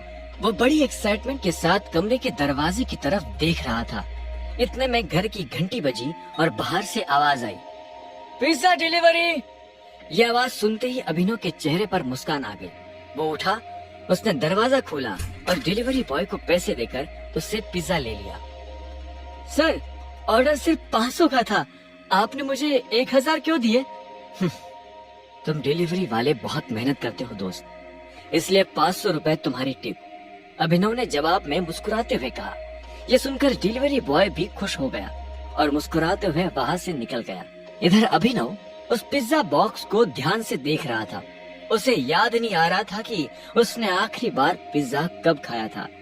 वैभवी और अपने लिए घर लेने के चक्कर में उसने अपनी कितनी इच्छाओं को मारा था, इसका एहसास उसे आज हो रहा था। लेकिन अब वो रुकने वाला नहीं था। उसने तुरंत पिज्जा बॉक्स खोला और गर्मा गर्म पिज्जा का मजा लेने लगा। शाम को अभिनव होटल सफायर जाने के लिए तैयार होने लगा था। उसने ग्रे कलर की शर्ट और ब्लैक कलर की पैंट्स पहनी थी। अभिनव के पास पहनने के लिए इससे अच्छा और कुछ नहीं था। उसने अपने घर से एक कैब ली और सीधा होटल सफायर पहुंच गया। जैसे उसने होटल को बाहर से देखा तो वो देखता ही रह गया। उसने आज तक इतने बड़े होटल को इतने पास से नहीं देखा था। उसने गहरी सांस ली और होटल के अंदर जाने लगा। जैसे ही अभिनव अंदर जाने वाला था कि इतने में उसे पीछे से एक आवाज आई। एक चीफ सिक्योरिटी ऑफिसर भागते हुए अभिनव के पास आया और उसे रोकते हुए बोला, कहाँ गुस्सा चला आ रहा है बे? अंदर जा रहा हूँ, कोई दिक्कत है? उस चीफ सिक्योरिटी ऑफिसर ने अभिनव को ऊपर से नीचे तक देखा और जोर से हंसते हुए बोला, तुझे अंदर जाना है? तुझे क्या लगता है मैं तुझे अंदर घुसने दूंगा? क्यों नहीं घुसने देगा? अभिनव ने पूछा और चीफ सिक्योरिटी ऑफिसर की आंखों में देखने लगा। वो समझ गया था कि चीफ सिक्योरिटी ऑफिसर उसके कपड़े देख रहा है। आखिर में चीफ सिक्योरिटी ऑफिसर ने कहा, देख, मैं तेरे जैसे लोगों को अच्छी तरह से जानता हूँ, फालतू तमाशा मत कर और निकल जा यहाँ से, चल। कैसे जानता है तू मुझे? मैं तेरा रिश्तेदार हूँ और जब मैं आया ही अंदर जाने के लिए हूँ तो निकलूं क्यों बता? क्योंकि ये होटल तेरे बाप का नहीं है। अब इससे पहले कि मैं सिक्योरिटी को बुलाऊं, चला जा यहाँ से। ये सुनते ही अभिनव का माथा गर्म हो गया था, लेकिन उसने गुस्से में कुछ नहीं किया। वो शांत रहा ताकि लोगों का ध्यान उसकी तरफ ना जाए। अभिनव 2 कदम पीछे हटा और उसने फोन निकालकर अकरम को फोन मिला दिया। हाँ टाइगर, कहाँ पहुँचे? मैं होटल के बाहर हूँ। हमारा टेबल नंबर क्या है? Table number? अरे भाई, मैं होटल का मालिक हूँ, मुझे टेबल बुक करने की क्या जरूरत है? तुम अंदर आ जाओ और आराम से बैठो, मैं भी बस अभी पहुँच ही रहा हूँ। ये सुनते ही अभिनव ने कहा, मैं अंदर नहीं जा पा रहा हूँ। एक चीफ सिक्योरिटी ऑफिसर कह रहा है कि मेरे जैसे लोगों को वो अंदर नहीं जाने देता। कौन है ये गधा? एक काम करो, मुझे बस 10 मिनट दो, मैं बस पहुँच ही रहा हूँ। और उस चीफ सिक्योरिटी ऑफिसर की तरफ से आई एम सॉरी। कोई बात नहीं, अभिनव ने कहा और फोन काट दिया। बगल में खड़ा चीफ सिक्योरिटी ऑफिसर उसकी सारी बातें सुन रहा था। उसने कहा, क्यों हीरो बन रहा है बे? मैंने कहा ना, मैं तुझे नहीं जाने दूंगा। तू प्रधानमंत्री को भी फोन करेगा तो भी मैं तुझे। और चीफ सिक्योरिटी ऑफिसर ने अभिनव को बाहर धक्का देने का इशारा कर दिया। इससे पहले कि अभिनव उसकी बात का जवाब देता, उसे पीछे से आवाज आई, अरे वो देखो, तुम्हारा फटीचर एक्स। Shut up. वो मेरा बॉयफ्रेंड नहीं है। मैं अपने से छोटे लोगों से बात तक नहीं करती, उससे बॉयफ्रेंड क्या बनाऊंगी? अभिनव ने देखा कि देवेन और वैभवी उसी की तरफ चले आ रहे थे। जब अभिनव ने उसकी बातें सुनी तो उसने कहा, तुम छोटे आदमी के मुंह नहीं लगती होगी, लेकिन ये छोटा आदमी तुम्हें एक सलाह देना चाहता है। इंसान की पहचान उसकी जबान से होती है। अपनी जबान संभाल कर रखना, वरना तुम्हारी ये जबान जान ले लेगी। ये सुनते ही वैभवी ने उसे चिढ़ाने के लिए ताली बजाई और बोली, क्या बात कही है, पर तुमसे अपने पैर क्यों नहीं संभाले गए? पिए हुए हो, यहाँ कैसे चले आए? मुझे अकरम सर ने बुलाया है। ये सुनते ही देवेन ने कहा, अच्छा, अरे हाँ, याद आया। अकरम सर कह रहे थे ना कि तुम उनके किसी ड्राइवर के बेटे हो, तो अब तुम क्या अपने बाप की जगह उनसे ड्राइवर की नौकरी मांगने आए हो? आए हो मतलब तुम्हें बुलाया नहीं गया? जी नहीं, मैं आया नहीं, मुझे बुलाया गया है, अभिनव ने कहा। ये सुनकर चीफ सिक्योरिटी ऑफिसर को हंसी आ गई और वो बोला, मुझे पता ही था कि ये कोई पागल है। उसकी बात सुनकर देवेन और वैभवी भी हंसने लगे। अभिनव को गुस्सा आ रहा था, पर उसने कुछ नहीं कहा। तभी वहाँ एक काले रंग की चमचमाती हुई महंगी सी गाड़ी आकर खड़ी हो गई। सभी पलटकर गाड़ी को देख रहे थे। अकरम गाड़ी से बाहर निकला और उसके साथ एक और आदमी था। ग्रे कलर का सूट पहना, वो दिखने में लंबा चौड़ा और मजबूत था। वो और कोई नहीं बल्कि बलराज था। वो एक बहुत ही फेमस कपड़ों की कंपनी का मालिक था और साथ ही द माफिया किंग का एक मजबूत पिलर। उसे देख अभिनव की आंखें खुली की खुली रह गई। उसने बलराज के बारे में सुना था, उसे तस्वीरों में देखा था, लेकिन उसे तस्वीरों में देखने में और सामने से देखने में जमीन आसमान का अंतर नजर आ रहा था। उसके मन में ये सवाल उठ रहा था कि आखिर बलराज उससे क्यों मिलना चाहता था। क्या चल रहा है यहाँ? अकरम ने दरवाजे के पास आकर कहा। बलराज गाड़ी के पास खड़ा होकर फोन पर किसी से बात कर रहा था। सॉरी सर, लेकिन इस आदमी ने मुझे और कस्टमर को परेशान किया हुआ है। मैं स्टोर को अंदर जाने से रोक रहा हूँ तो ये तमाशा कर रहा है। क्या तेरी हिम्मत कैसे हुई उसे चोर कहने की? और तू होता कौन है इसे अंदर जाने से रोकने वाला? ये होटल तेरे बाप ने खोला है, ये मेरा मेहमान है, और तू कल से होटल के आसपास भी दिखा तो टांगे तोड़वा दूंगा। जैसे ही चीफ सिक्योरिटी ऑफिसर ने ये सुना तो वो घबरा गया और उसके साथ देवेन और वैभवी भी घबराहट के मारे अंदर भाग गए। उन्हें इस तरह जाते देख अभिनव अपने आप को मुस्कुराने से रोक नहीं पाया। सॉरी टाइगर, तुम्हें इस गधे की वजह से कोई बात नहीं। असल में छोटा आदमी ही छोटे आदमी का सबसे बड़ा दुश्मन है। अभिनव की बात सुन अकरम के चेहरे पर मुस्कान आ गई। अकरम ने अभिनव को अपने साथ अंदर आने का इशारा किया। अभिनव अकरम के पीछे चला जा रहा था। उसे महसूस हो रहा था कि बलराज भी अपने भारी भरकम पैरों के साथ अभिनव के पीछे आ रहा था। कुछ देर के बाद वो होटल की एक आलीशान से कमरे के बाहर आ चुके थे। इससे पहले कि वो अंदर जाते, एक चीफ सिक्योरिटी ऑफिसर उनके पास आया और बोला, welcome boss, can I get you something? हाँ, हमारे पास कौन कौन सी लिकर अवेलेबल है उसकी लिस्ट जरा भिजवा दो। Sir if you don't mind, मुझे सारी अवेलेबल लिकर्स के नाम याद है। हमारे पास शकीला है जो 5 लाख की है, वोडका 8 लाख, विस्की 10 लाख और जिन 11 लाख। उस चीफ सिक्योरिटी ऑफिसर ने मुस्कुराते हुए कहा। सारी लिकर्स की कीमतें सुनकर अभिनव के होश उड़ गए। इतने में अकरम ने कहा, आज हमारे यहाँ बहुत खास मेहमान आए हैं, इसलिए जो सबसे महंगी है वो ले आओ और साथ में बाकी चीजें भी लेते आना। अंडरस्टूड सर, उस चीफ सिक्योरिटी ऑफिसर ने कहा और फिर वहाँ से निकल गया। इतने में बलराज ने अपनी भारी सी आवाज में अकरम के पास आकर पूछा, तुम्हारा चीफ सिक्योरिटी ऑफिसर तुम्हें तुम्हारे ही शराब के रेट क्यों बता रहा था, जबकि तुम कोई भी चूज कर सकते थे? वो इसलिए कि मैं दिन देखकर शराब मंगवाता हूँ। आज का दिन मेरी, इनफैक्ट हमारी जिंदगी का सबसे बड़ा दिन है, इसलिए मैंने हम तीनों के लिए सबसे महंगी शराब मंगवाई है। अच्छा, बलराज ने मुस्कुराते हुए कहा। अभिनव के चेहरे पर भी मुस्कान आ गई थी। इतने में अकरम ने कमरे का दरवाजा खोला और खोलते हुए अभिनव की तरफ पलटते हुए कहा, यहाँ तुम्हें तुम्हारी पहचान छुपाने की जरूरत नहीं है, ये रूम सबसे प्राइवेट और सबसे सेफ है। अभिनव ने हाँ में सिर हिलाया और अकरम के साथ अंदर चला गया।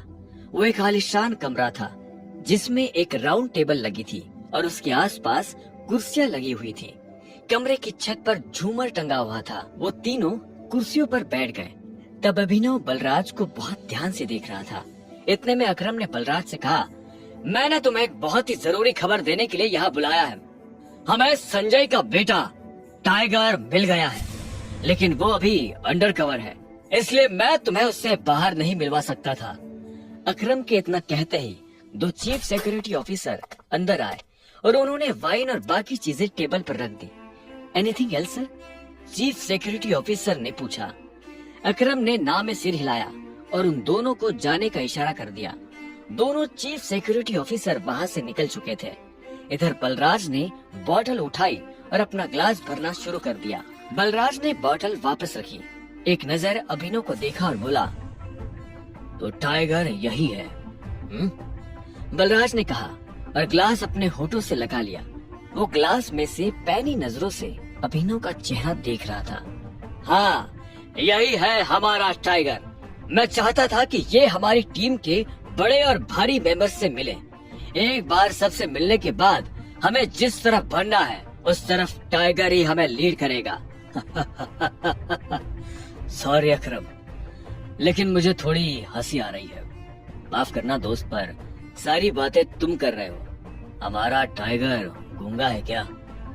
तुम्हें टाइगर के बारे में इस तरह से बात नहीं करनी चाहिए, अकरम ने कहा। ये सुनते ही अभिनव को हंसी आ गई। उसने हंसते हुए एक पल के लिए बलराज को देखा और बोला, मुझे तुम्हारी बोल्डनेस अच्छी लगी। तुम बॉस हो गए, लेकिन भूलो मत कि तुम किसके सामने बैठे हो। मैं टाइगर हूँ और मैं गूंगा नहीं हूँ। मैं यहाँ अपनी गद्दी लेने आया हूँ। ये सुनते ही बलराज के चेहरे पर एक झीनी सी मुस्कान आ गई और वो अभिनव को जवाब देने से पहले उसे पैनी नजरों से देखने लगा। फिर उसने अपना ग्लास टेबल पर रखा और बोला, अच्छा तुम टाइगर हो, तो ये बताओ टाइगर, इतने सालों से कहाँ गायब थे? ऐसा तो नहीं हो सकता ना कि तुम अचानक एक दिन कहीं से हमारे सिर पर आकर खड़े हो जाओ और बोलो कि मैं टाइगर हूँ। मजाक तो नहीं चल रहा यहाँ। जिस गद्दी की तुम बात कर रहे हो उसे लिया नहीं जाता, कमाया जाता है। जानता हूँ, छीनना तो मेरे खून में भी नहीं है, पर इतने साल में कहाँ गायब था, क्या कर रहा था, शायद उस बारे में बात करने जितना हमारे पास टाइम नहीं है। रही बात कि मैं टाइगर हूँ या नहीं, तो अपना तरीका बताओ, मैं अभी साबित कर देता हूँ। शाबाश! अकरम ने मुस्कुराते हुए अभिनव को देखा। उसकी आंखों में अभिनव के लिए गर्व की भावना झलक रही थी। उसने जितना सोचा था, अभिनव उससे भी खूंखार था, लेकिन बलराज के माथे पर शिकन बरकरार थी। उसकी आंखों से पता चल रहा था कि वो इतनी जल्दी अभिनव को टाइगर नहीं मानने वाला था। वैसे भी पूरे ग्रुप में अगर बलराज किसी चीज के लिए जाना जाता था तो वो थी उसकी जिद। वो इस बात को नहीं पचा सकता था कि कल को एक बच्चा उसके सिर पर बैठकर नाच करे। ऐसे में उसने अभिनव से कहा, सिर्फ अकरम की शाबाशी से काम नहीं चलेगा प्यारे। मैंने ये एक्सेप्ट नहीं किया कि तुम टाइगर हो। तुमने कहा कि तुम साबित कर सकते हो, तो मैं तुम्हें चैलेंज देता हूँ। ये सुनते ही अकरम के कान खड़े हो गए। वो जानता था बलराज क्या करने वाला है। उसने बीच में आते हुए कहा, क्या कर रहे हो बलराज? लेकिन बलराज ने अकरम को हाथ के इशारे से चुप रहने के लिए कहा और फिर अभिनव की तरफ देखते हुए बोला, चलो लड़ाई करते हैं। अगर तुम हारे तो भूल जाना कि तुम टाइगर हो। हमसे कुछ पैसे लेना और गुड़गांव से जितना दूर हो सके उतना दूर सेटल हो जाना। अरे नहीं बलराज, ये सही नहीं है, अकरम ने घबराहट में कहा। बलराज जवाब के इंतजार में अभिनव को देख रहा था। अकरम ने अभिनव को देख ना में सिर हिला दिया। अभिनव ने अकरम से नजर हटाई, बलराज को देखा, अपना ग्लास उठाया, एक सांस में सारी शराब गटकी और जोर से ग्लास टेबल पर पटक कर बोला, कब करनी है लड़ाई? ये सुनते ही बलराज के चेहरे पर मुस्कान आ गई। अकरम के होश उड़ गए थे। अब आगे क्या होने वाला था? क्या अभिनव बलराज को हरा पाएगा या उसे अपने पिता का दिया हुआ सब कुछ छोड़कर हमेशा के लिए दूर जाना पड़ेगा? जानने के लिए सुनते रहिए द रिटर्न ऑफ टाइगर, सिर्फ पॉकेट एफएम पर। क्या? नहीं टाइगर, होल्ड होल्ड, तुम्हें कुछ भी साबित करने की जरूरत नहीं है, अकरम ने अभिनव से कहा। वो अभिनव को किसी तरह की परेशानी में नहीं डालना चाहता था। अकरम, मैं जो कर रहा हूँ अपनी मर्जी से कर रहा हूँ। बलराज जो आज मेरे मुंह पर बोल रहा है, मैं नहीं चाहता कि कल को कोई भी एरा गिरा मेरे पीठ पीछे बोले, अभिनव ने कहा और बलराज की आंखों में देखने लगा। जब अकरम ने अभिनव की आंखों में संजय जैसे तेवर देखे तो उसने गहरी सांस ली और सब ऊपर वाले के भरोसे छोड़ दिया। लगभग 1 घंटे के बाद बलराज अभिनव और अकरम के साथ अपनी प्राइवेट अरीना में आ गया था। ये वही अरीना थी जहां पर बलराज अक्सर लड़ाई किया करता था। उस बड़ी सी अरीना में उन तीनों के अलावा और कोई नहीं था। बलराज ने अपना कोट उतारा और एक तरफ फेंक दिया। फिर उसने अपनी स्लीव्स ऊपर की और कलाई से घड़ी उतार दी। इस दरमियान वो अभिनव को देख रहा था। उसने ये सारा सामान अपने नौकर को बुलाकर दे दिया और उसे बाहर जाने का इशारा कर दिया। अभिनव ने भी इस बीच अपनी स्लीव चढ़ा ली थी। उसके जाने के बाद बलराज ने अभिनव से कहा, एक बार फिर से सोच लो, मैं इस रिंग में आज तक हारा नहीं हूँ। इस रिंग में आज से पहले तुमने संजय के बेटे यानी टाइगर का सामना भी तो नहीं किया होगा। अभिनव ने उसी भाषा में मुस्कुराते हुए जवाब दिया। बलराज ने घमंड भरी मुस्कान के साथ अकरम को देखा और बोला, तो अकरम मियाँ, किस पर दाव लगाओगे, मैं या ये? बेवकूफी भरा सवाल है बलराज। टाइगर के होते हुए किसी और पर दाव लगाया जा सकता है क्या? अकरम ने जवाब दिया। बुरी तरह पछताओगे, मुंह छिपाने की भी जगह नहीं मिलेगी, बलराज ने हंसते हुए कहा और रिंग में दाखिल हो गया। अभिनव ने भी रस्सियों के बीच अपने लिए जगह बनाई और रिंग के अंदर आ गया। उसने बलराज को ऊपर से नीचे तक देखा। वो देखने में भारी था और अभिनव उसके इसी भारीपन पर वार करने वाला था। दोनों के बीच लड़ाई शुरू हुई और बलराज चिंगारते हुए अभिनव की तरफ दौड़ा। उसने जैसे ही अभिनव पर पहला मुक्का मारा तो अभिनव एक बार को सन्न रह गया। बलराज किसी हाथी जैसा लग रहा था। उसका मुक्का अभिनव की नाक तोड़ता उससे पहले अभिनव को होश आया और उसने अपना सिर नीचे झुका लिया। बलराज का मुक्का खाली गया और वो पलटकर अभिनव को देखने लगा। उसके चेहरे पर हंसी थी। अभिनव गंभीर था। उसे याद आ रहा था कि बचपन से ही उसके पिता संजय ने उसे लड़ना सिखाया था। अनाथ आश्रम में जब कोई बड़ा लड़का किसी छोटे लड़के को सताता तो वो अभिनव के पीछे आकर छुप जाता था। अभिनव से आंख मिलते ही वो बड़ा लड़का डरकर भाग जाता था। आज अभिनव बलराज को भी वैसे ही भगाने वाला था। बलराज फिर से भागते हुए अभिनव की तरफ आया। उसने फिर से हवा में मुक्का ताना। अभिनव ने फिर से अपना सिर झुकाया और बलराज की पीठ पर घुमाकर एक लात मार दी। बलराज धक्का खाकर रिंग पर गिर गया। इधर अभिनव दूसरे कोने में खड़ा हो गया था। बलराज को इस बार गुस्सा आया। वो फिर से तेजी से अभिनव की तरफ बढ़ा और अभिनव ने झुककर उसके पैर पर लात मार दी। बलराज अपने आप को संभाल नहीं पाया और फिर से नीचे गिर गया। ये देख अकरम को मजा आ गया। उसने बलराज से कहा, सरेंडर कर दो बलराज, क्यों अपना रिकॉर्ड खराब कर रहे हो? मैं बाहर किसी से नहीं कहूंगा कि तुम टाइगर से हारे थे।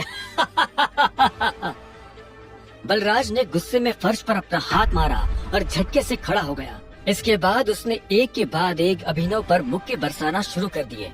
अभिनव ने अपने आप को उसके मुक्कों से बचाया और आखिर में जैसे ही बलराज का मुक्का अभिनव के चेहरे पर पड़ने वाला था, अभिनव ने उसे रोका और बलराज के पेट में एक मुक्का मार दिया। बलराज दर्द के मारे नीचे झुका। इतने में अभिनव ने बलराज के पीछे आकर अपने दोनों हाथ उसकी कमर में कसे और उसे हवा में उठा दिया। ये देख अकरम का मुंह खुला का खुला रह गया था। आखिर में अभिनव ने बलराज को एक पल के लिए हवा में थामा और फिर उल्टा पटक दिया। हाँ! बलराज के मुंह से चीख निकल गई। वो चीख सुनते ही अकरम को मजा आ गया। अभिनव ने बलराज को छोड़ा और चुपचाप रिंग के कोने में जाकर खड़ा हो गया। बलराज ने मुश्किल से अपने भारी भरकम शरीर को उठाया और दर्द में कराहते हुए बोला, ये कहाँ से सीखा? कहीं से नहीं, ये टाइगर को विरासत में मिला है, उसकी गद्दी के साथ, अभिनव ने कहा। इतने में अकरम ने उसके पास आकर अभिनव को गले से लगा लिया और बलराज को चिढ़ाते हुए बोला, tiger tiger tiger tiger. Balraj की कमर में मोच आई थी, पर उसने हंसते हुए अभिनव से कहा, चलो शराब पीते हैं, आज की पार्टी मेरी तरफ से।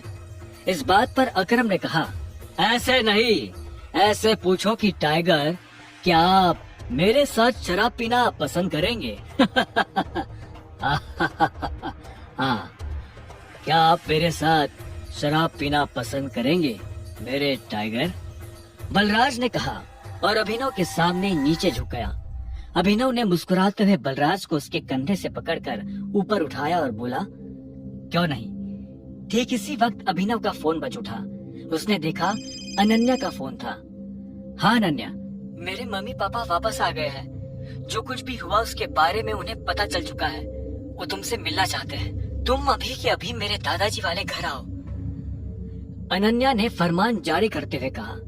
अनन्या को पता नहीं था कि वो टाइगर से बात कर रही है। अभिनव ने चौंकते हुए कहा, क्या अभी?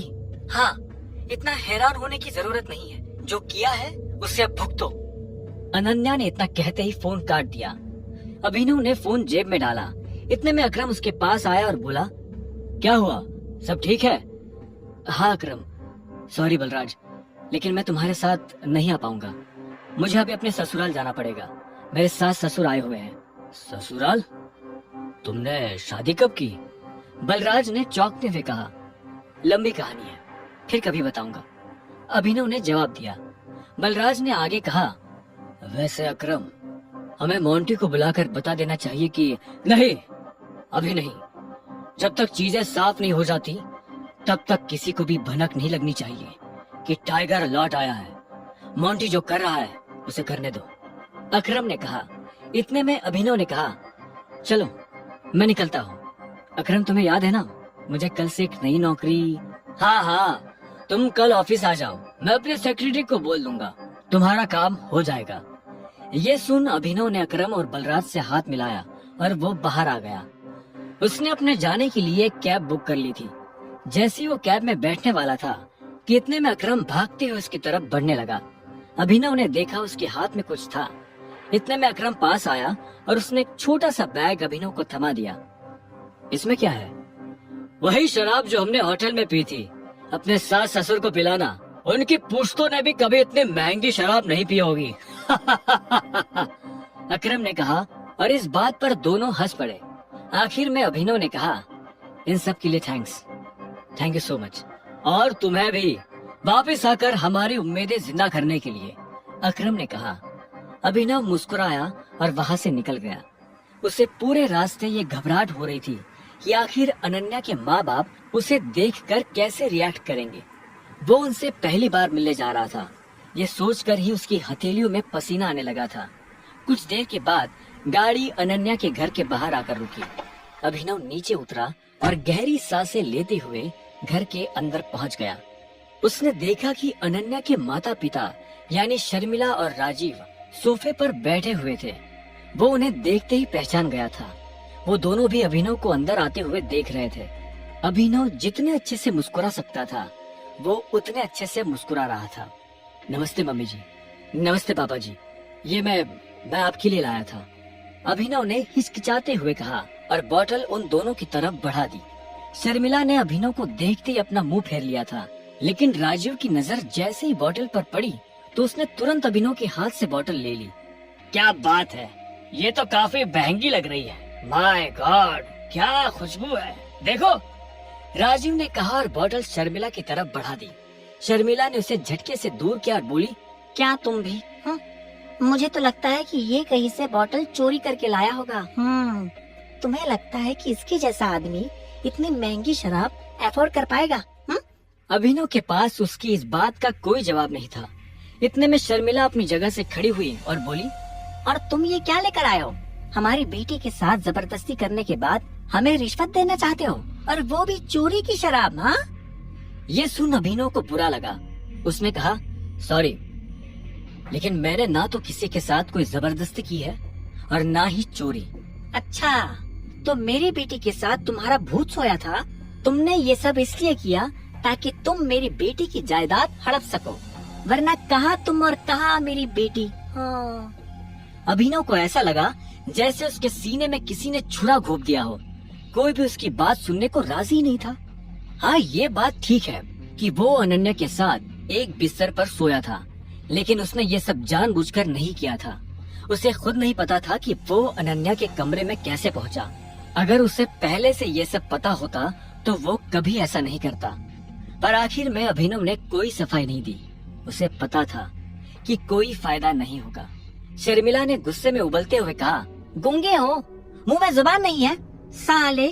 और वो अभिनव की कॉलर पकड़ने के लिए जाने ही वाली थी कि इतने में राजीव बीच में आ गया और बोला, शर्मिला रुक जाओ प्लीज। अभिनव बैठो, राजीव ने अभिनव से कहा।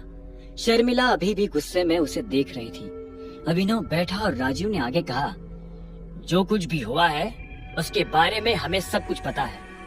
अनन्या को भी नहीं पता ये सब कैसे हुआ, और मुझे भी लगता है कि ये कोई बहुत बड़ी गड़बड़ हुई है। पर जो भी हो, अब तुम्हारा और अनन्या का जो रिश्ता है उसे बदला नहीं जा सकता। अभिनव ने हाँ में सिर हिला दिया। वैसे भी जो कुछ हुआ उसका उसे मलाल नहीं था। अगर वो अनन्या से नहीं मिलता तो वो अकरम से कभी नहीं मिल पाता। साथ ही वो बाहर की दुनिया में अनन्या का नाम भी खराब नहीं होने देना चाहता था। ऐसे में वो भी नहीं चाहता था कि ये शादी टूटे। राजीव ने आगे पूछा, तो तुम काम क्या करते हो? मैं डिलीवरी बॉय का काम करता था, लेकिन मुझे आज नौकरी से निकाल दिया गया है। अभिनव ने कहा। उसके ये शब्द किसी बम की तरह उन दोनों पर गिरे। इससे पहले कि शर्मिला कुछ कहती, राजीव ने कहा, कोई बात नहीं, लेकिन तुम्हें जल्द से जल्द कोई नई नौकरी ढूंढनी होगी, वरना तुम मेरी बेटी से लीगली शादी नहीं कर पाओगे। अभिनव ने हाँ में सिर हिला दिया। अब तुम जा सकते हो, राजीव ने शांति से कहा। अभिनव उठा और बाहर निकलने लगा। इतने में शर्मिला के गुस्से में और एक उबाल आया और वो अभिनव के पीठ पीछे बोली, देखो कैसा ढीठ है, ओवर कॉन्फिडेंस देख रहे हो इसका? जेब में 10 रुपया नहीं है पर चल ऐसे रहा है जैसे किसी जंगल का टाइगर हो। राजीव, तुम्हें लगता है कि कोई इस जैसे लीचड़ को काम पर रखेगा? ये सुनते ही अभिनव पलटा और बोला, रखेगा नहीं, रखेंगे। मेरे लिए काम की कमी नहीं है।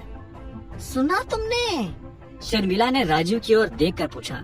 राजीव भी अभिनव की बात सुनकर हैरान हो गया। इतने में अभिनव शर्मिला के पास आया और बोला, अगर मुझे एक अच्छी नौकरी मिल जाती है तो क्या आप मुझे ये साबित करने का मौका देंगे कि मैं अनन्या से शादी करने लायक हूँ? ये सुन राजीव बोला, क्या कॉन्फिडेंस है? भाड़ में जाए ऐसा कॉन्फिडेंस। और तुम, नौकरी का मतलब ये नहीं कि कल को तुम पार्किंग लॉट में बैठकर लोगों की गाड़ियों की रसीद काटो। मेरा मतलब है एक नौकरी जैसी नौकरी। अगर कल तक तुम्हें वो नौकरी मिल जाती है तो तुमने जो कहा है मैं उसके बारे में सोच सकती हूँ। शर्मिला से ये सुनते ही अभिनव के चेहरे पर एक बड़ी सी मुस्कान आ गई। शर्मिला को नहीं पता था कि अभिनव कौन है और उसके पीछे किसका हाथ है। उसने मुस्कुराते हुए हाँ में सिर हिलाया और घर के अंदर जाने लगा।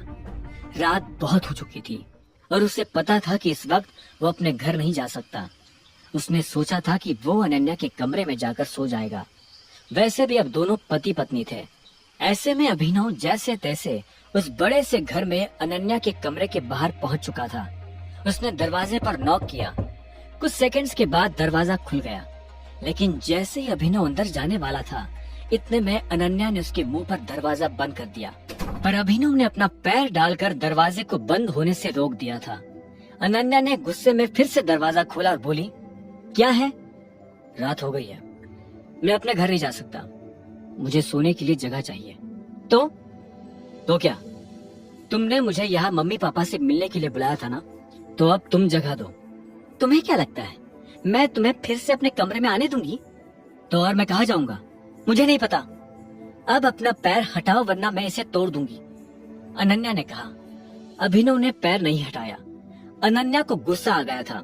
उसने दरवाजा खोला और उसे इतना जोर से बंद करने के लिए धक्का दिया कि अभिनव के पैर के 2 टुकड़े हो जाए।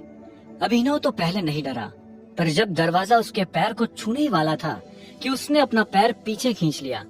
अनन्या ने दरवाजा बंद किया और दूसरी तरफ से चिल्लाते हुए बोली, नौकरों की जगह मालिकों के कमरों में नहीं, घर के स्टोर रूम में होती है। ये सुनते ही अभिनव को बुरा लगा, पर वो कर भी कह सकता था। उसने बस बंद दरवाजे को देखा और हताशा से अपना सिर हिलाने लगा। अब आगे क्या होने वाला था? कहाँ सोने वाला था अभिनव? और क्या उसे इस घर में कभी इज्जत मिल पाएगी? और क्या होगा जब अनन्या के घर वालों को अभिनव की असली पहचान के बारे में पता चलेगा? जानने के लिए सुनते रहिए द रिटर्न ऑफ टाइगर, सिर्फ पॉकेट एफएम पर। चलो मानता हूँ उस रात में शराब के नशे में था, लेकिन इसे अपने कमरे का दरवाजा खुला रखकर सोने की क्या जरूरत थी? अभिनव ने अपने आप से कहा। वो अभी भी अनन्या के कमरे के बाहर खड़ा था। उसे पता था कि उसे बाकी कमरों में भी कोई जगह नहीं मिलने वाली है, इसलिए जहाँ इस घर के नौकर सोया करते थे, अभिनव वहाँ चला गया। वहाँ उसे किस्मत से एक बिस्तर खाली मिला और अभिनव उस पर जाकर सो गया। अभिनव को कब नींद लगी और कब सुबह हो गई उसे पता ही नहीं चला। वो जल्द से जल्द तैयार हुआ और AK प्राइवेट लिमिटेड पहुंच गया। जैसे ही वो कैब से बाहर निकला तो सबसे पहले उसकी नजर सनी पर पड़ी। सनी ने भी उसे देखा और चालाकी से मुस्कुराते हुए बोला, आहा, देखो जरा कौन आया है, सिक्योरिटी। वो अभिनव को अंदर नहीं आने देना चाहता था। सनी की एक आवाज पर सिक्योरिटी वाले वहाँ आकर खड़े हो गए। सनी ने कहा, इस फटीचर को अंदर मत घुसने देना, यह अकरम सर को परेशान करने के लिए यहाँ आया है।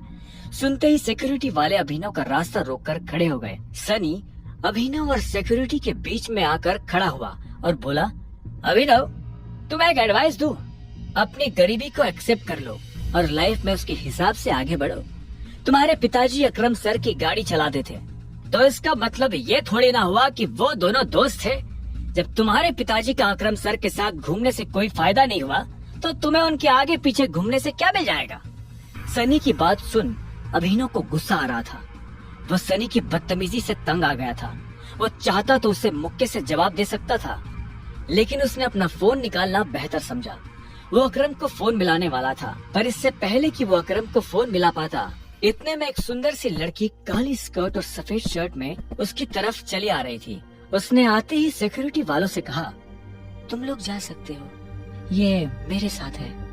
इतना कहकर उसने अभिनव की तरफ देखा। ये देख सनी के होश उड़ गए। उस दिन पार्टी में और अब यहाँ भी अभिनव ने सनी को गलत साबित कर दिया था। इससे पहले कि वो कुछ कह पाता, अकरम की सेक्रेटरी जेनी ने उसे शांत रहने का इशारा कर दिया था। अभिनव को सनी के चेहरे पर छाया मातम देखकर काफी खुशी हो रही थी। वो मुस्कुराया और जेनी के साथ निकल गया। आपको अकरम ने बताया कि मैं यहाँ क्यों आया हूँ? ये सुनते ही जेनी के कान खड़े हो गए। अभिनव जैसा आदमी जो यहाँ नौकरी के लिए आया था, वो अकरम को अकरम कहकर बुला रहा था। जेनी ने इस सवाल का कोई जवाब नहीं दिया। उसने अपने ऑफिस का दरवाजा खोला और अंदर चली गई। अभिनव भी उसके पीछे पीछे अंदर आया और बोला, तुमने मेरे सवाल का जवाब नहीं दिया। सॉरी, जेनी ने कहा। जेनी ने जिस तरह से सॉरी कहा, अभिनव को समझ आ गया था कि वो उसे पसंद नहीं करती थी। जेनी ने इतने में अपनी टेबल पर रखा एक पेपर उठाया और अभिनव की तरफ बढ़ा दिया। अभिनव ने पेपर लिया और उसे पढ़ने लगा। उस पेपर पर उन नौकरियों के नाम लिखे थे जो अभिनव कर सकता था। अभिनव कौन सी नौकरी करना चाहता था, ये अधिकार भी अकरम ने ही उसे दिया था। अभिनव उस लिस्ट को तो देख ही रहा था, लेकिन साथ ही उसकी नजर जेनी पर भी थी, जो कब से उसे घूरते हुए देखे जा रही थी। पर अभिनव ने उस पर ध्यान नहीं दिया। इसके बजाय उसने लिस्ट पर अपना ध्यान लगाया और देखा कि उसमें कुछ नौकरियों के ऊपर स्टार बना हुआ था। उसने जेनी को देखा और बोला, ये यहाँ स्टार क्यों बना? ये स्टार इसलिए बना है क्योंकि इन पोजीशंस पर हमारे पास ऑलरेडी कोई ना कोई काम कर रहा है और हम इन पर नई भर्ती नहीं ले रहे। तुम चाय लेना पसंद करोगे या कॉफी? मैं मैनेजर बनना पसंद करूंगा। अभिनव ने भी उसके सवाल का जवाब ना देते हुए कहा। ऐसे में जेनी बोली, लेकिन मैनेजर की पोजीशन पर पहले से स्टार बना हुआ है। आप पता है मुझे। तो जिस पोजीशन पर पहले से कोई बैठा हुआ है, उस पर तुम कैसे बैठ सकते हो? तुम क्यों उस एम्प्लॉय को कंपनी से बाहर करवाना चाहते हो? मैंने तो ऐसा नहीं कहा। मैं बस इतना जानता हूँ कि लिस्ट मुझे तुम्हें नहीं दी थी। हाँ, लेकिन तुम्हारा नाम? जेनी। जेनी ने गुस्से में कहा। अभिनव के सवालों से उसे चिढ़ हो रही थी। अभिनव को उसके नाम से कोई मतलब नहीं था। उसने आखिर में कहा, देखो जेनी, इसमें मेरी कोई गलती नहीं है। तुमने मुझे लिस्ट ला कर दी, मैंने उसमें से अपनी पसंद की पोस्ट चुन ली। अब आगे क्या करना है वो तुम देखो। अभिनव ने कहा। वो जो मांग रहा था सोच समझकर मांग रहा था। वैसे तो पूरी कंपनी ही उसकी थी और वो जल्द से जल्द इसे संभालना चाहता था, लेकिन मोंटी के आ जाने से पहले वो ऐसा कुछ नहीं कर सकता था। ऐसे में उसने मैनेजर की पोस्ट ही मांग ली थी ताकि वो अनन्या और उसके माता पिता के सामने अपनी काबिलियत साबित कर सके।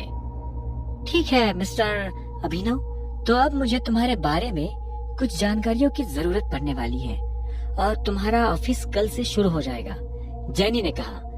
अभिनव ने हाँ में सिर हिलाया और वहाँ से निकल गया। सनी को अभी भी समझ नहीं आ रहा था कि आखिर अभिनव वहाँ क्या लेने आया था। उधर अभिनव को लगा कि अब कल से नौकरी पर जाने के लिए उसे नए कपड़ों की जरूरत पड़ने वाली है। कपड़ों के साथ साथ उसे अपना फोन भी बदलने की जरूरत थी। अकरम का दिया हुआ चेक उसकी जेब में ही रखा हुआ था।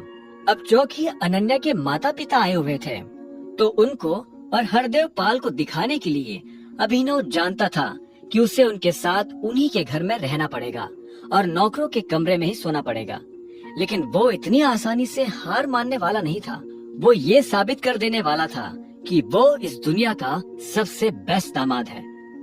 अभिनव अपने चेक से पैसे निकालने के लिए बैंक चला आया। तभी उसकी नजर प्रणव से मिली। प्रणव उन लोगों में से था जो अभिनव की गरीबी का मजाक उड़ाया करता था।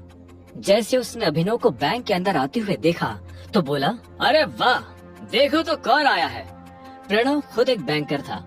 वो अरबपति तो नहीं था, लेकिन उसके पास अच्छी खासी दौलत थी। वो दिखने में भी स्मार्ट था। वो अभिनव को इसलिए जानता था क्योंकि अभिनव अक्सर इस बैंक में डिलीवरी के काम से आया करता था। हालांकि वो दिखने में अभिनव के आगे कुछ नहीं लगता था, लेकिन उसमें और अभिनव में एक ही फर्क था, गरीबी का। हेलो, मुझे थोड़े पैसे निकालने हैं, अभिनव ने कहा और प्रणव को चेक दिखाने लगा। प्रणव ने बिना चेक देखे कहा, चेक से? तुम्हें पता है ना, चेक से सिर्फ बड़ी रकम ही निकाली जा सकती है। मेरा अमाउंट बड़ा है, यहाँ काउंटर पर नहीं निकल पाएगा, इसलिए मैं मैनेजर से मिलना चाहता हूँ। ये सुनते ही प्रणव जोर जोर से हंसने लगा और बोला, तुम्हें उसकी जरूरत नहीं पड़ेगी, मुझे अपना चेक दिखाओ। अभिनव ने गुस्से में प्रणव को अपना चेक दिखा दिया। प्रणव ने बिना देखे अभिनव और बाकी लोगों की आंखों के सामने चेक फाड़ दिया। अभिनव प्रणव पर चिल्ला उठा, तुम्हारा दिमाग खराब है क्या? सिक्योरिटी को बुलाओ और इस आदमी को अभी के अभी बाहर निकलवाओ यहाँ से। फर्जी चेक लाकर बैंक वालों को बेवकूफ बनाता है। अभी पुलिस बुलाकर तुझे अंदर करवाता हूँ, प्रणव ने कहा। इधर अभिनव ने अपने फाड़े गए चेक के टुकड़ों को मुट्ठी में भरा और गुस्से में अपनी मुट्ठी भींच ली। इतने में सिक्योरिटी वाले आए और उन्होंने अभिनव को चारों तरफ से घेर लिया। छोड़ो मुझे, छोड़ो, अभिनव ने कहा और गार्ड्स के हाथ से खुद को छुड़ाने की कोशिश करने लगा, लेकिन वो लोग उसे छोड़ नहीं रहे थे। प्रणव और बाकी लोगों को अभिनव को इस हाल में देखकर अच्छा लग रहा था। जब वो लोग अभिनव को लेकर बाहर जा ही रहे थे कि तभी इतने में उन्हें किसी परफ्यूम की खुशबू आई। पूरा कमरा उस परफ्यूम की खुशबू से भर गया था। इससे पहले कि अभिनव देख पाता ये खुशबू कहाँ से आ रही थी, उसे एक आवाज सुनाई दी। क्या हो रहा है यहाँ? यह आवाज और किसी की नहीं बल्कि बलराज की थी। उसने अभिनव को दूर से ही पहचान लिया था। बलराज को देखते ही अभिनव की जान में जान आ गई थी। अब कोई उसका कुछ नहीं बिगाड़ सकता था। प्रणव ने बलराज की तरफ देखा और बोला, सॉरी सर, मुझे पता नहीं था कि आप इस तरह यहाँ आ जाएंगे। मैं तो बस इस आदमी को फर्जीवाड़ा करने से रोकने की कोशिश कर रहा था। ये सुन बलराज ने अभिनव को ऊपर से नीचे तक देखा और फिर गार्ड्स की तरफ देखते हुए बोला, छोड़ दो उसे, बलराज ने कहा और मैनेजर के कैबिन की तरफ बढ़ने लगा। उसने पलटकर अभिनव को भी अपने साथ आने का इशारा किया। अभिनव चुपचाप बलराज के पीछे चला जा रहा था। प्रणव और बाकी लोगों को समझ नहीं आ रहा था कि बलराज अभिनव को अपने साथ क्यों ले जा रहा है। जब प्रणव भी उनके पीछे जाने लगा तो बलराज ने पलटकर कहा, मैंने कहा तुम्हें मेरे साथ आने को। नहीं सर। बलराज ने उसे घूरा तो प्रणव के पैर थमे के थमे रह गए। अभिनव को बलराज का ये बर्ताव देख घबराहट हो रही थी। वो बस यही उम्मीद कर रहा था कि बलराज ऐसा कुछ न कर दे जिससे उन लोगों को अभिनव की पहचान के ऊपर शक हो जाए। बलराज भी ये बात समझता था, इसलिए उसने प्रणव को देखते हुए कहा, अगर इसने कुछ गलत किया है तो इस बारे में मैनेजर को पता होना चाहिए। अगर तुम अपने लेवल पर एक्शन लोगे तो हो सकता है कि मैनेजर बुरा मान जाए। जी सर, प्रणव ने हाँ में सिर हिलाते हुए कहा। बलराज ने अभिनव को घूरा और उसे अपने साथ अंदर आने का इशारा करने लगा। दोनों एक साथ मैनेजर के बड़े से कैबिन में दाखिल हो गए थे। मैनेजर अपनी कुर्सी पर बैठकर कंप्यूटर पर काम कर रहा था। बलराज ने उसका ध्यान अपनी तरफ खींचने के लिए दरवाजे को जोर से बंद किया। अचानक से मैनेजर की नजर दरवाजे पर पड़ी। जब उसने देखा कि सामने बलराज खड़ा है तो मैनेजर खुद अपनी कुर्सी से खड़ा हो गया। बलराज सर, आप यहाँ कैसे? मुझे बुलवा लिया होता। बलराज ने उसे खींचते हुए देखा और बोला, वैसे तो मैं यहाँ कुछ काम से आया था, लेकिन बाहर जो मैंने तमाशा देखा तो मुझे लगा कि पहले उसके बारे में तुमसे बात कर लेनी चाहिए। तुम्हें पता है ये साहब कौन है? मैनेजर ने अभिनव की तरफ देखा। उसकी नजर उसके चेहरे से फिसलते हुए उसके हाथों और आखिर में उसकी अंगूठी पर चली गई। जैसे उसने अंगूठी पर बने उस निशान को देखा तो मैनेजर का मुंह खुला का खुला रह गया। उसके मुंह से निकला, बाप रे बाप, ये टाइगर है। ये कौन है? अभिनव ने बलराज से पूछा। ये उस टीम का आखिरी हिस्सा है जिस टीम के तुम कैप्टन हो, टाइगर। बलराज ने अभिनव को मैनेजर से इंट्रोड्यूस करवाते हुए कहा। अभिनव को इस बात पर विश्वास ही नहीं हुआ। प्रणव जिस मैनेजर के लिए काम करता था वो मैनेजर अभिनव के लिए काम करता था। इससे पहले कि अभिनव कुछ कह पाता, मैनेजर उसके पैरों में आकर गिरा और बोला, टाइगर, आपको यहाँ कितनी देर हुई और मैं आपके लिए क्या कर सकता हूँ? फिलहाल तो आप मेरे पैरों में से उठ जाइए। आपको और इनको छोड़कर किसी को नहीं पता कि मैं टाइगर हूँ, अभिनव ने कहा। ये सुनते ही मैनेजर अपनी जगह पर खड़ा हो गया और बोला, आपको देखकर बहुत अच्छा लगा। अब आप आ गए हैं तो हमें जरूर इस मुसीबत से बाहर निकाल ही लेंगे। वो सब तो ये कर ही लेंगे, लेकिन उससे पहले आपको अपने नौकरों को सबक सिखाना पड़ेगा, क्योंकि अगर मैं सबक सिखाने पर आ गया तो आपको पता ही है क्या होगा। बलराज ने कहा और अभिनव के साथ जो हुआ उसने मैनेजर को सब बता दिया। ये सुनते ही मैनेजर का खून खौल उठा। उधर जब अभिनव और बलराज मैनेजर के कैबिन में खड़े थे तब इधर एक हट्टा कट्टा सा आदमी स्विमिंग पूल में काला चश्मा लगाकर खड़ा था। उसकी आंखों पर चश्मा, गले में सोने की मोटी चैन और बगल में विस्की का ग्लास था। उसकी बाहों में बिकनी पहने हुए एक लड़की खड़ी थी। वो आदमी लड़की के गालों को सहला रहा था। तभी उसे किसी के पैरों की आवाज सुनाई दी। उसने देखा उसका सेक्रेटरी भागते हुए उसके पास आ रहा था। सेक्रेटरी उस आदमी के पास आया और बोला, सर, अभी अभी खबर मिली है कि टाइगर लौट आया है। ये सुनते उस आदमी का हाथ रुक गया। उसने लड़की के गाल पर से हाथ हटाया और हाँ में सिर हिलाते हुए सिगार पीने लगा। आप कहते हैं तो? सेक्रेटरी आगे कुछ कहता उससे पहले उस आदमी ने कहा, अभी नहीं, अभी अभी तो आया है, थोड़ा उछल कूद करने दो। पर हाँ, इस बार उसे पिंजरे में डालने की गलती नहीं करनी है। सेक्रेटरी ने हाँ में सिर हिलाया और वहाँ से निकल गया। Who is Tiger? बगल में खड़ी उस लड़की ने पूछा। उस आदमी ने जवाब में सिगार से एक लंबा कश लिया और धीरे धीरे उसका धुआं आसमान में छोड़ने लगा। अब आगे क्या होने वाला था, क्या करने वाला था मैनेजर प्रणव के साथ, और कौन था ये आदमी, जानने के लिए सुनते रहिए द रिटर्न ऑफ टाइगर, सिर्फ पॉकेट एफएम पर।